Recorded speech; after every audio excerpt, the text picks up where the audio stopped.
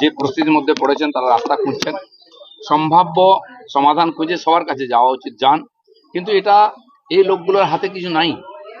সরকার যদি চায় এই ধরনের যারা মানুষ আছেন সরকারের বাইরে, গাঙ্গুলি সাহেবের মতো আরো কমিটি বানিয়ে তাদের দায়িত্ব দিন, তারা সুপ্রিম কোর্টে গিয়ে বিষয় বলুন। যেমন আরজি করের কেস রিওপেন হয়েছে, মমতা ব্যানার্জি মাটি চাপা দিয়েছিলেন, আবার সম্ভাবনা তৈরি হয়েছে দোষীদের সাজা পাওয়ার। তাই যারা করছে তাদেরকে ভয় দেখানো হচ্ছে, ট্রান্সফার করা হচ্ছে। ঠিক একই রকম ভাবে এই 18,000 চাকরি হারা যারা যোগ্য, তাদের কেস নিয়ে সুপ্রিম কোর্টে যাওয়া উচিত। আর যারা রিলায়েবল ব্যক্তি তারা যাওয়া উচিত, তাদের কাছে যা তথ্য আছে দেওয়া উচিত, সেটা ভেরিফিকেশন করা উচিত। আগে 18,000 লোকের চাকরি রিওপেন করে তাদেরকে চাকরিতে বহাল করা উচিত, বাকিদের কথা পরে হবে। তার জন্য সরকার এটুকুই করতে পারে। কিন্তু দুর্ভাগ্যের বিষয়, সরকার আবার সেই চোর কোর্ট, সুপ্রিম কোর্ট সেই চোর সরকারের হাতে এদের দায়িত্ব তুলে দিয়েছে, যারা এদেরকে পথে বসিয়েছে। তাহলে তারা সমাধান হবে না, ইন্ডিপেন্ডেন্ট বডি চাই।